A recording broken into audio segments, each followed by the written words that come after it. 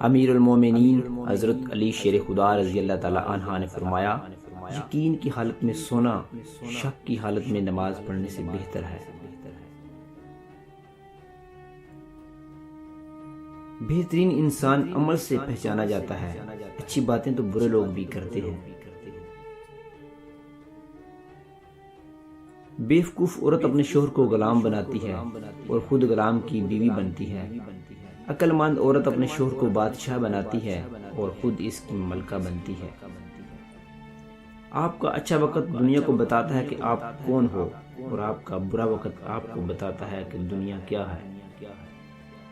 رشتوں کا نہ ہونا اتنا تکلیف کا باعث نہیں ہوتا جتنا رشتوں کے ہوتے ہوئے بھی احساس کا مر جانا تکلیف کا باعث ہوتا ہے۔ دوست وہ ہے جو غم کو کم کر دے اور خوشی کو زیادہ۔ اس دنیا میں کاغذ کے نوٹ محنت کے بغیر نہیں ملتے، تو جنت کی نعمتیں بھی اتنی سستی نہیں کہ محنت کے بغیر جولی میں ڈال دی جائیں۔ انسان اپنی زندگی میں تب پیچھے رہ جاتا ہے جب وہ دوسروں سے زیادہ اپنے آپ کو اہمیت دینے لگتا ہے۔ حضرت عمر رضی اللہ تعالی عنہ نے فرمایا، کم کھانے میں صحت ہے، کم بولنے میں سمجھداری ہے، اور کم سونا عبادت ہے۔ آپ کے سانس گنتی کے مقرر ہو چکے ہیں، نہ کوئی حادثہ آپ کو پہلے مار سکتا ہے اور نہ کوئی حفاظت آپ کو دیر تک زندہ رکھ سکتی ہے۔